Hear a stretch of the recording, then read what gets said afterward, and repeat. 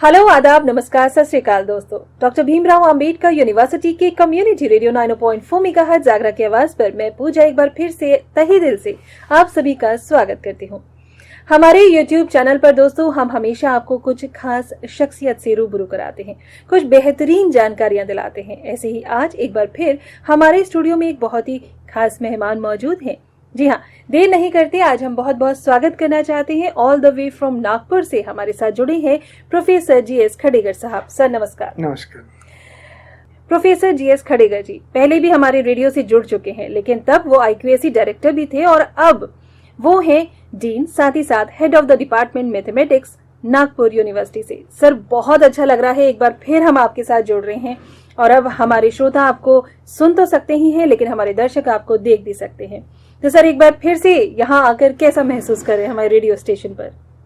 आपके radio station पे आके मुझे बहुत अच्छा लग रहा है, क्योंकि ये मेरी दूसरी विजिट है। जिस वक्त आपसे भी मुलाकात हुई और मुझे पूछने वाली भी सेम ही है और तो मुझे अच्छा लग रहा है। और मुझे बहुत अच्छा इसलिए लग रहा है कि मैं सेकंड टाइम आई थिंक 2015 में मैं यहाँ आया था, उसके बाद अभी 2023 में आया हूँ। So that is it is very pleasure for me. Thank you sir, and the pleasure is all hours sir. आपने एक लेक्चर सभी स्टूडेंट्स के साथ शेयर किया और वो जो व्याख्यान था वो था वर्म होल और सापेक्षता का सामान्य सिद्धांत, यानी कि worm hole and general theory of relativity. अगर सर इसके बारे में हम बात करें तो हमारे छात्रों को आप क्या ज्ञान देना चाहेंगे? हाँ, वेल ये अच्छा क्वेश्चन आपने पूछा मुझे। Worm hole of general theory of relativity के बारे में अगर मैं आपको बताना चाहूँ तो पहले तो मैं आपको बताऊंगा कि ये जनरल रिलेटिविटी का कंसेप्ट कहाँ से आया है। बिल्कुल। जनरल रिलेटिविटी का कंसेप्ट ऐसा है कि आइंस्टीन ने, अल्बर्ट आइंस्टीन जो बढ़ते वैज्ञानिक साइंटिस्ट हो गए हैं, जो नोबेल लॉरेट थे 1921 के, जिनको फोटो इलेक्ट्रिक इफेक्ट पे नोबेल प्राइज मिला था, लेकिन उनकी जो थ्योरी थी वो थ्योरी डिफरेंट थी। That was the general theory of relativity. उसके पहले उन्होंने एक थ्योरी बनाई थी, that was special theory of relativity, जिसमें उन्होंने एक फार्मूला दिया था वर्ड का सबसे फेमस फार्मूला था E = mc² का। Energy = the mass into velocity of light square. ये फार्मूले के बाद उन्होंने एक नई थ्योरी का सिद्धांत सामने रखा, that was general theory of relativity की ग्रेविटेशन थ्योरी, गुरुत्वाकर्षण जिसको हम बोलेंगे हिंदी में, गुरुत्वाकर्षण का सिद्धांत उन्होंने वहाँ डाला था। और इस थ्योरी को बहुत से लोग समझ में नहीं आ रहे था, लोगों के ख्याल में नहीं आ रही थी कि ये थ्योरी क्या है। कि आइंस्टीन को कुछ समझता नहीं, he was not a physicist, he was not a mathematician, he don't know anything, जबकि उस वक्त वो नोबेल लॉरेट नहीं थे। The people doesn't like his theory, उनकी थ्योरी को यूज नहीं कर रहे थे। लोगों के सामने वो अपना थ्योरी रख रहे थे, लेकिन लोग उनको नहीं एक्सेप्ट कर रहे थे। तब उन्होंने उस थ्योरी में एक बताया था कि इस थ्योरी तो ठीक है, इस थ्योरी में एक लैकुना है। वो लैकुना ऐसा था कि ब्लैक होल जिसको कृष्ण विहार बोलते हैं आप हिंदी में, उस ब्लैक होल के वजह से थ्योरी को थोड़ा प्रॉब्लम आ रहा था। लेकिन that theory was success after that word, वो बाद में थ्योरी बहुत पॉपुलर रही। इस थ्योरी के जो ब्लैक होल है, उस ब्लैक होल के ऊपर हमारा लेक्चर था। इस ब्लैक होल कहा जाता है कि यूनिवर्स में हर जगह कहीं ना कहीं ब्लैक होल होते हैं। और 2020 में 3 साइंटिस्ट जो थे, उन्होंने इस ब्लैक होल का एग्जिस्टेंस बताया, जिनको नोबेल प्राइज मिला। 2020 में 3 साइंटिस्ट को नोबेल प्राइज मिला, ओनली बिकॉज ऑफ दैट कि existence of the black whole ब्रह्मांड में है, ब्रह्मांड में ब्लैक होल होता है। तब तक के लोगों का सिर्फ कहना ऐसा था कि एक ब्लैक होल होगा। जो ब्लैक होल का कंसेप्ट ऐसा है कि वो पूरी एनर्जी को एक्सेप्ट कर लेता है। लाइट अगर है तो लाइट को एक्सेप्ट करेगा, मैटर अगर है तो मैटर को एक्सेप्ट करेगा। कोई भी चीज अगर ब्लैक होल के सामने गई तो उसको वो छीन लेता है। That is the energy, the gravitational potential जो होता है ब्लैक होल के सामने बहुत ज्यादा होता है। तो कोई भी चीज ब्लैक होल के सामने नहीं रुक सकती, वो एक्सेप्ट कर लेती है। इस सिद्धांतों को सामने रखते हुए हमने 2015 में एक डेवलपमेंट किया है, जिसके 2-3 पेपर मेरे रिसर्च पेपर से जो इंटरनेशनल जर्नल में पब्लिश हुए, उसके ऊपर ही मेरा लेक्चर था कि अगर इस ब्लैक होल के अंदर जाने वाली एनर्जी कहीं जाती है तो बाहर क्यों नहीं निकलती। Second thermodynamics law, Newton second law of motion जो कहते हैं कि उसमें कोई एनर्जी अगर है तो उसके एंट्रोपी में कन्वर्शन होता है, तो फिर वो एनर्जी जाएगी कहाँ? फॉर एग्जाम्पल हम आपको एक सीधा एग्जाम्पल बताएंगे, देखिए कि एक बलून हम लेते हैं और बलून को हम इन्फ्लेक्ट करते हैं, उसको फुगाते हैं, तो एक पर्टिकुलर मोमेंट तक के वो फुगेगा, और ज्यादा अगर आपने उसमें एयर डाल दिया, हवा डाल दी, तो वो ब्लास्ट हो जाता है। इट मीन्स दैट एनर्जी तब तक के सस्टेन करते हैं जब तक कि वो रहेगा, अदरवाइज वो ब्लास्ट हो जाएगा। वैसे ही ब्लैक होल में है, ब्लैक होल कोई एनर्जी को लेगी लेकिन एक हद तक के वो एक्सेप्ट करेगा, उसके बाद में उसको एक्सपेल करना है, यानी बाहर फेंकना है। तो इस सिद्धांतों को पकड़ के हमने ऐसा सिद्धांत रखा कि 2015 के पहले भी उसके ऊपर काम हुआ था, आइंस्टीन ने भी इसके ऊपर काम किया था। इन्होंने ये बताया था कि यूनिवर्स में दो होल है, एक है ब्लैक होल और दूसरा होता है व्हाइट होल। होता यह है कि जो एनर्जी ब्लैक होल से निकलती है, जाती है, एक्सेप्ट कर लेती है, वो पूरा ब्लैक होल उसमें ले लेता है, पूरी एनर्जी रहे, मैटर है, लाइट है, what ever it may be things, the black whole ने एक्सेप्ट की हुई पूरी एनर्जी बाहर निकलने के लिए एक टनल होता है। फॉर एग्जाम्पल ब्लैक होल एक माउथ है अपने माउथ के जैसा, और उसका ये जो गला है दैट इज अ टनल। अच्छा, इस टनल से वो एनर्जी बाहर निकलती है और दूसरे होल के ऊपर जाती है, और दूसरे होल में जाने के बाद वो वहां से बाहर निकलती है, और it means black hole accept this energy और another hole expel the energy, यानी इसको बाहर फेंक देता है। जो बाहर फेंकता है, जो होल होता है बाहर फेंकने वाला, उसे हम व्हाइट होल बोलते हैं। यानी energy accept from black hole and expel from white hole. और इस दोनों के एनर्जी के दो होल होते हैं, दो माउथ होते हैं। एक माउथ से एनर्जी को अंदर लिया जाता है और टनल के थ्रू, इसके बीच में एक टनल है, टनल के थ्रू वो एनर्जी को बाहर फेंका दिया जाता है। उस टनल को वर्म होल कहते हैं। वर्म होल कहते हैं, हाँ, बिल्कुल। आज के सिद्धांत में हमने ये बताया कि उस टनल को वर्म होल कहते हैं। बट नॉट ओनली दैट, फिर ये टनल वर्म होल के थ्रू जो व्हाइट होल में जाता है, वो जाता कहाँ है?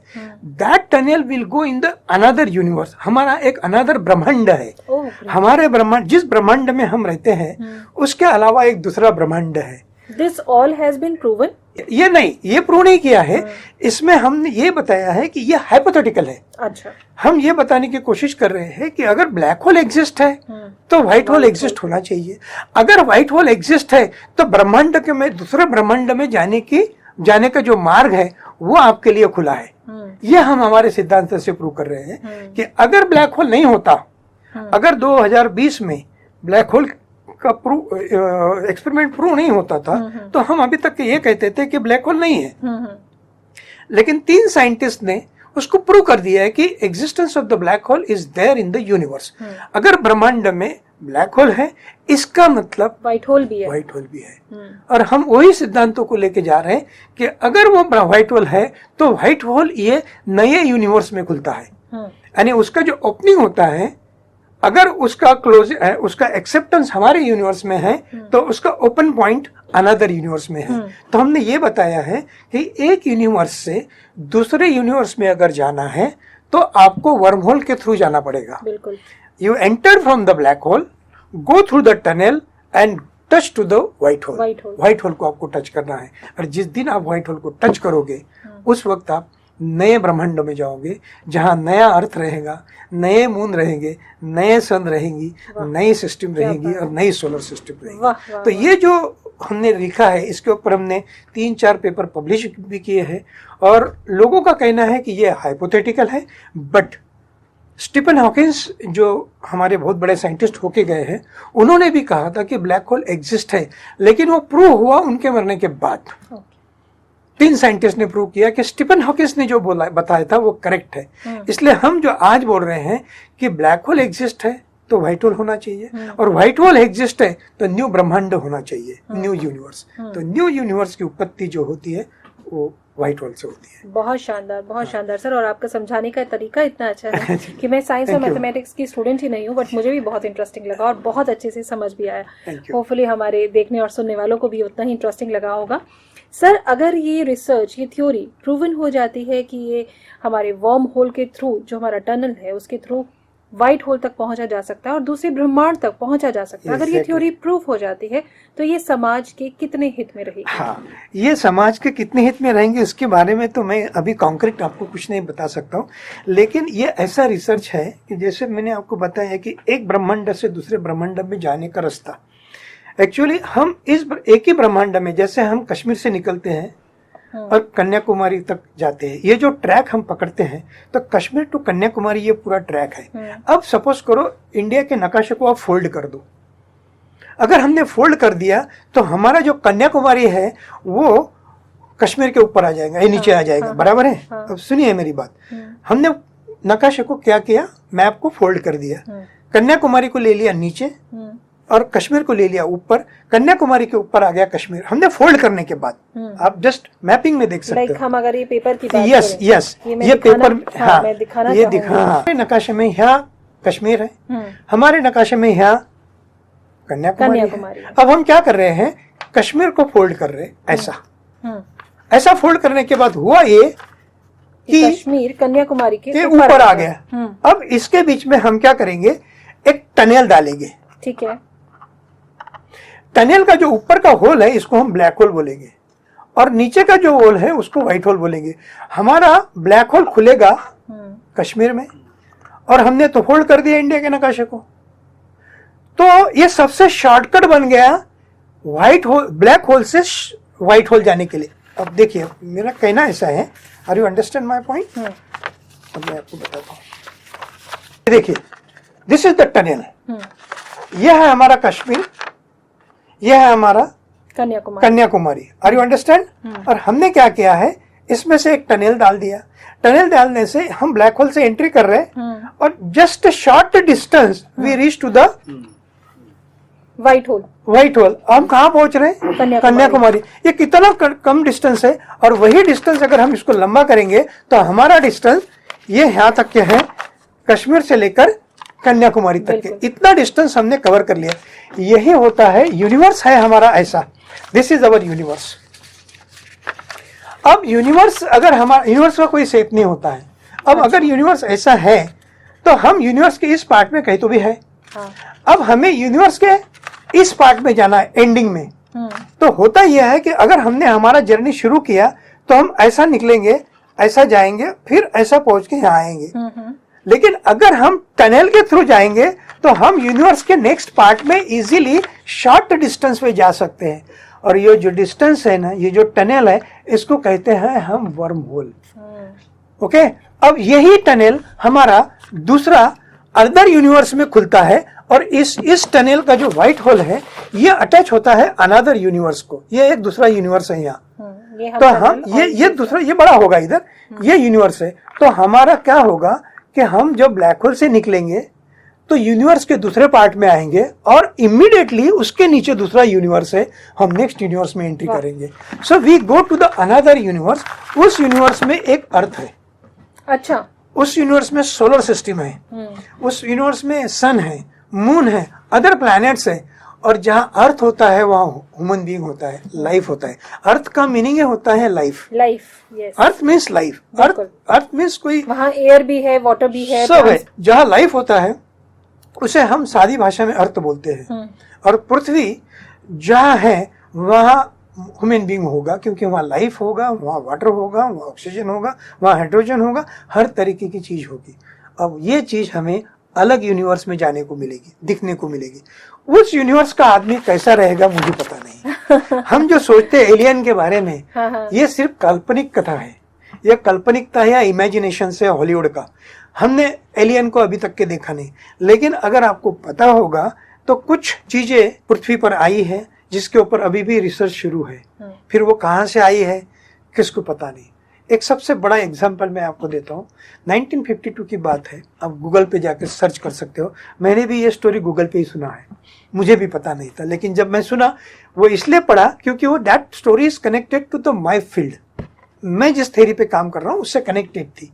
वो स्टोरी ऐसी थी, 1952 में दो आदमी थे जो जापान के टोक्यो सिटी में आए। आने के बाद वो रेलवे स्टेशन गए, रेलवे स्टेशन से बाहर निकले, किसी पुलिस वाले को उनके ऊपर शक हुआ। उन्होंने पुलिस वाले से पूछा, वो आदमी ने, कि हमें होटल जाना है।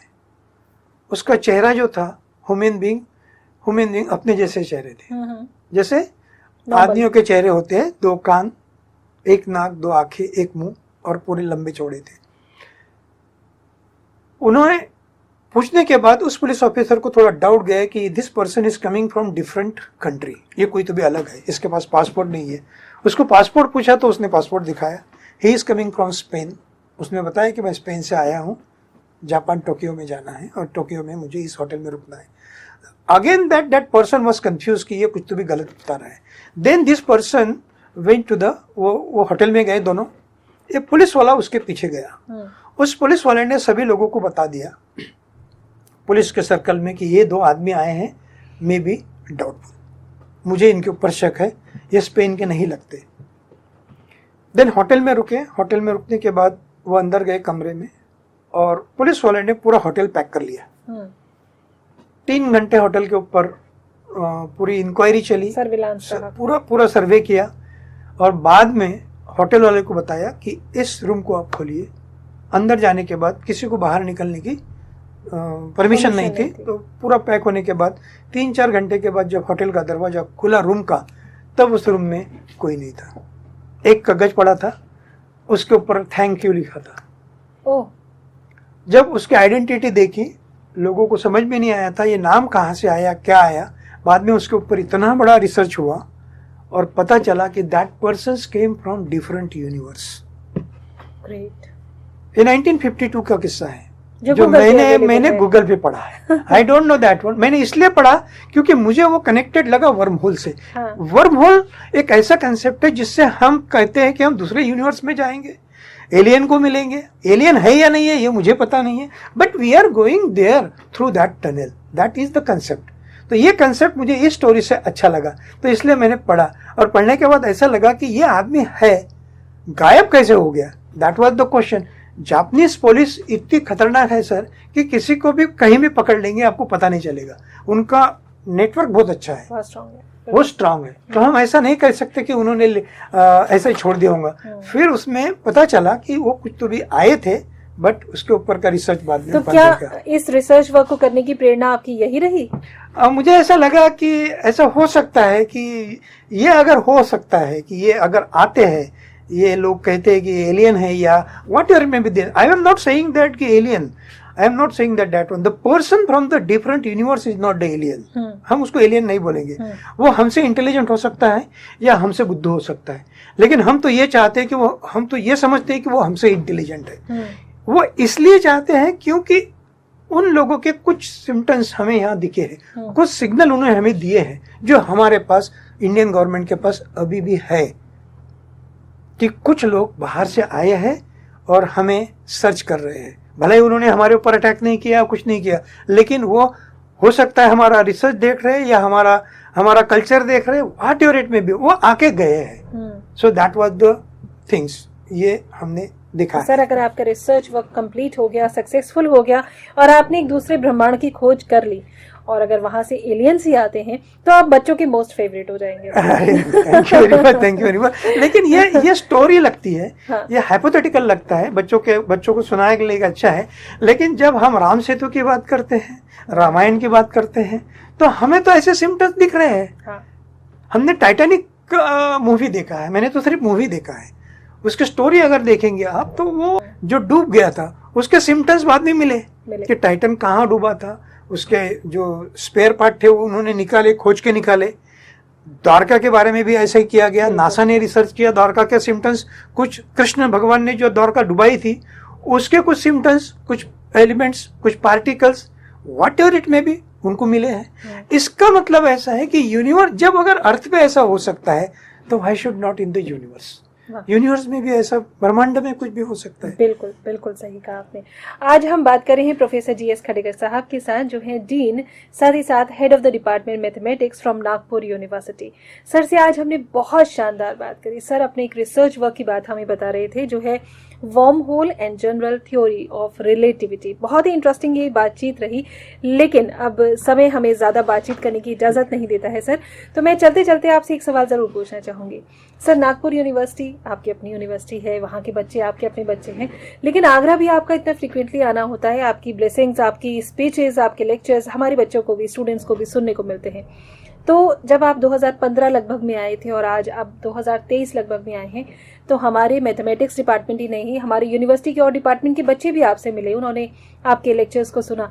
तो कितनी ग्रोथ आपने उनमें महसूस की और क्या ब्लेसिंग्स के तौर पे आप उन बच्चों से कहना चाहते हैं? इसमें तो मैं बहुत अच्छा बात करूंगा इसके बारे में, क्योंकि जो डेवलपमेंट मैंने देखा है, और ये पूरा डेवलपमेंट जाता है लीडरशिप के ऊपर। और आज के दिन में मैं सही में ऑनरेबल वाइस चांसलर मैडम का शुक्रिया अदा करूंगा कि उन्होंने आज यूनिवर्सिटी को बहुत अच्छे स्तर पे लाया है, और वो बहुत ही हार्ड वर्किंग लेडी है। मैडम जी ने आज मेरी मुलाकात भी हुई मैडम से, और मैडम जी का जो काम करने का तरीका है इस यूनिवर्सिटी का, वो बहुत ही अलग है। तो मुझे तो वो अच्छा लगा। और दूसरी बात, जो 15 से मैं आज तक के जो 23 की बात कर रहे हैं आप, इसके बीच में भी 1-2 बार मैं आया था, लेकिन मेरा रेडियो से संबंध कम आया, यानी मैं थोड़ा जल्दी में था तक नहीं मिला, स्टूडेंट से मिलके गया। हाँ। लेकिन जो ग्रोथ मैंने देखा यूनिवर्सिटी में, दैट वाज मार्वलस। अभी लड़कों का भी पढ़ने का ढंग भी बदल चुका है, और वो भी चाहते हैं, क्योंकि आज के क्वेश्चन आंसर सेशन में मैंने देखा है कि लोग मुझे, जो कि मेरा थ्योरेटिकल मैथमेटिक्स होने के बावजूद, मैथमेटिक्स के लड़कों को मैं थ्योरेटिकल फिजिक्स की बात कर रहा था, तो लड़कों में वो जुनून था कि मुझे पूछ रहे थे कि सर ये ऐसा क्यों हो सकता है, ये पॉसिबल है क्या। यानी ये जो थिंग्स है that should be the betterment of the student, ये मैंने यहाँ देखा है। और लड़के भी आजकल बड़ा स्मार्ट बन चुके हैं, वो हमसे भी ज़्यादा, जो चीज़ हम उनको बताते हैं उससे ज़्यादा वो आगे का पढ़ लेते हैं, क्योंकि आजकल टेक्नोक्रिस्ट ज़माना है और लड़के बहुत पावरफुल हैं। लेकिन मुझे बहुत अच्छा लगा यूनिवर्सिटी में आके, और लड़कों के साथ लड़कियों की स्ट्रेंथ मैथमेटिक्स में बहुत बढ़ गई है, बहुत ज़्यादा बढ़ गई है। और लड़के भी अभी मैथमेटिक्स, जो किलिंग सब्जेक्ट होता है, वो थोड़ा उनके दिल में का डर अभी निकल चुका है, और वो अभी सोच रहे हैं कि नहीं, ये भी सब्जेक्ट अच्छा है और इसमें भी अच्छी तरह से अपन रिसर्च भी कर सकते हैं और आगे अपना करियर भी शुरू कर सकते हैं। तो सर, चलते चलते क्या कहना चाहेंगे आप सभी सुनने और देखने वालों को? मैं सभी सुनने वालों को यही कहना चाहूँगा कि हार्ड वर्क जिंदगी में बहुत बढ़िया होता है। किसी चीज़ में अगर आप पीछे हैं तो उसे ऐसा मत समझिए कि हम पीछे रह जाएंगे। थोड़ा हार्ड वर्क करेंगे लेकिन लगन से, तो आप हमेशा आगे रहोगे। कोई चीज़ नहीं मिलती है या कोई छूट जाती है या जिसमें हम फेल्यूर रखते हैं, तो failure is the first step for the success. यही मैं आपको बताऊंगा कि जो आदमी जिंदगी में फेल होता है ना, वही आदमी सक्सेस होता है। हमेशा सक्सेस होना वाला आदमी कभी जिंदगी में सक्सेस नहीं हो सकता। क्या हमारे पास बहुत से एग्जाम्पल है कि हम फेल्यूर से ही सक्सेस पे जा सकते हैं, आगे बढ़ सकते हैं। एक और नए जोश, जुनून और जज्बे के साथ आगे बढ़ता है इंसान। बिल्कुल, क्योंकि failure is the most important thing. जो आदमी जिंदगी में फेल नहीं होगा ना, वो सक्सेस नहीं हो सकता। इसलिए फेल्यूर इज इम्पोर्टेंट, लेकिन फेल्यूर से सीखना बहुत जरूरी है। उससे अगर आप पीछे हट गए तो फिर आप पीछे नहीं आएंगे, लेकिन फेल्यूर से आप सीख सकते हो, आगे बढ़ सकते हो। So that is the thing. So this message is very important for youngster. और जो भी लड़के समझ जाते हैं कि नहीं, हम इस सब्जेक्ट में, हम सब्जेक्ट बोलो, करियर बोलो या कुछ बिजनेस बोलो, तो हर पहले स्टेप में कभी सोचना नहीं कि मुझे ये मिलना चाहिए। हर स्टेप में ये सोचना है कि ये मेरी पहली स्टेप है। मिल गया तो नसीब, अपन ने तो बता देना कि नहीं, है मेरा नसीब था, मिल गया। लेकिन नहीं मिला इसका मतलब ये नहीं कि वो आपको मिलेगा नहीं। So the target will be same, you can achieve the target and go ahead. So 100% वो आपको मिल सकता है। क्या बात है, बहुत शुभ आशीष वचन आपने हमारे सभी देखने और सुनने वालों को, खासतौर से हमारी यूनिवर्सिटी के स्टूडेंट्स को दी है। Sir, thank you so much for being with us. आप आए, आपने अपना कीमती समय हमारे रेडियो स्टेशन को दिया। सर, बहुत बहुत धन्यवाद। Thank you. तो ऐसे ही कुछ खास मेहमानों से हम आपको रूबरू कराते रहेंगे, लेकिन फिलहाल पूजा को दीजिए इजाजत। नमस्कार।